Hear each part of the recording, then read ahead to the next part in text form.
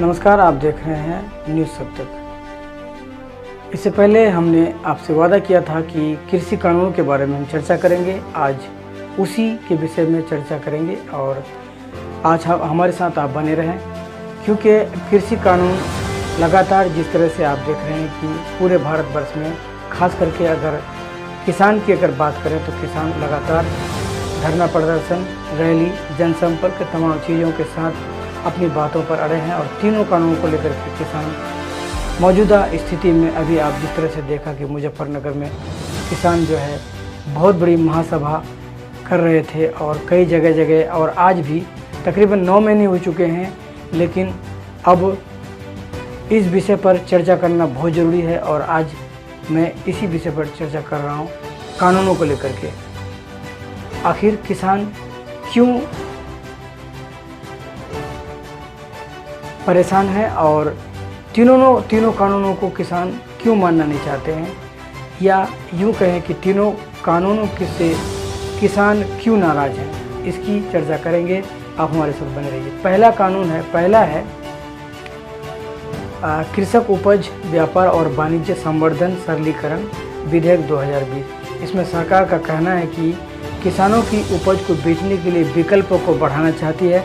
किसान इस कानून के जरिए अब एपीएमसी मंडियों के बाहर भी अपनी उपज को ऊंचे दामों पर बेच पाएगी, निजी खरीदारों से बेहतर दाम प्राप्त कर पाएंगे। लेकिन सरकार ने इस कानून के जरिए एपीएमसी मंडियों को एक सीमा में बांध दिया है और इसके जरिए बड़े कारपोरेट खरीदारों को खुली छूट दी गई है। बिना किसी पंजीकरण और बिना किसी कानून के दायरे में आए हुए किसानों की उपज खरीद बेच सकते हैं। चर्चा में आप हमारे साथ बने रहिए और आपको बता दें कि खुली छूट आने वाले वक्त में एपीएमसी मंडियों की प्रासंगिकता को समाप्त कर देगी। एपीएमसी मंडी के बाहर नए बाजार पर पाबंदियां नहीं है, न ही कोई निगरानी। सरकार को अब बाजार में कारोबारियों के लेन देन समेत और खरीद की मात्रा की जानकारी नहीं होगी। इससे खुद सरकार का नुकसान है कि वह बाजार में दखल करने के लिए कभी भी जरूरी जानकारी प्राप्त नहीं कर पाएगी। इस कानून से एक बाजार की परिकल्पना भी झूठी बताई जा रही है। ये कानून तो सिर्फ बाजारों की परिकल्पना को जन्म देगा। एपीएमसी बाजार और दूसरा खुला बाजार दोनों के अपने नियम होंगे। खुला बाजार टैक्स के दायरे से बाहर होगा।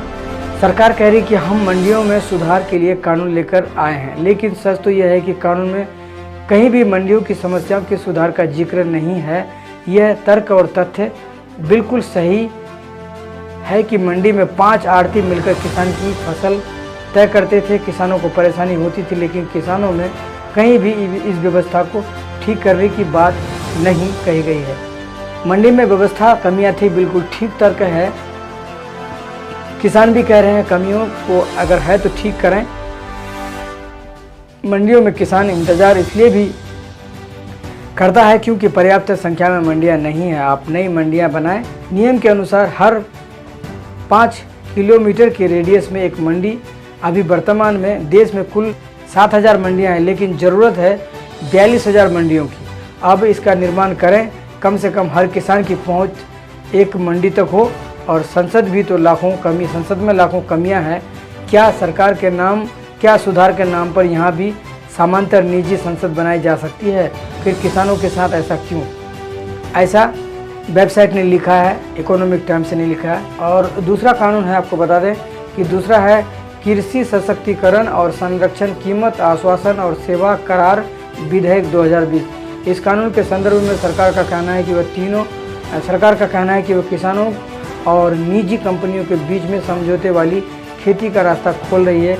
इसे सामान्य भाषा में कॉन्ट्रैक्ट फार्मिंग कहते हैं, यानी आपकी ज़मीन को एक निश्चित राशि पर एक पूंजीपति या ठेकेदार किराए पर लेगा और अपने हिसाब से फसल का उत्पादन कर बाजार में बेचेगा। यह कानून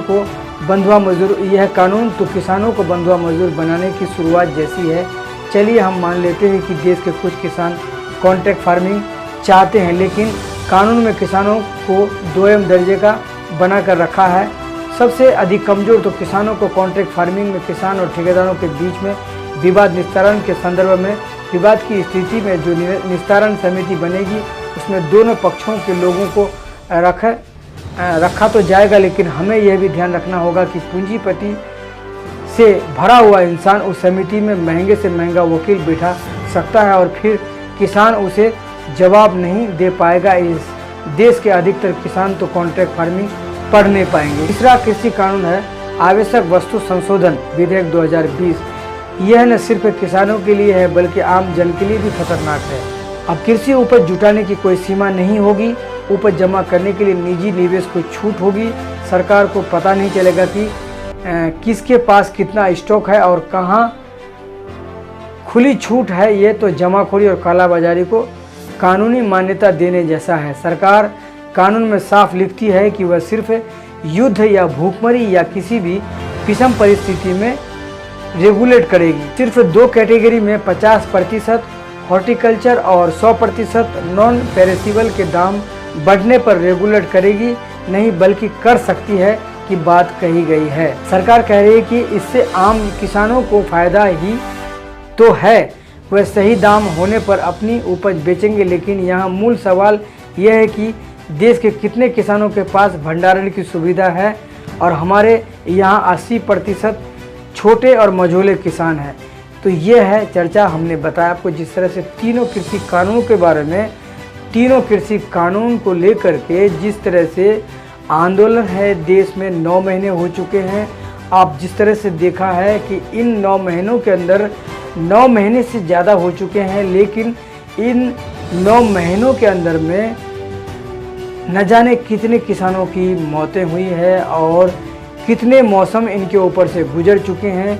लेकिन अभी तक जो है किसान अपनी बातों पर अड़े हैं और लगातार इस पर कई ऐसी बार किसान और सरकार के साथ चर्चा का विषय बना, आपस में बातें हुई, लेकिन तालमेल नहीं बैठा और अभी भी किसान, आज भी मौजूदा स्थिति में किसान अपनी बातों पर अड़े हैं।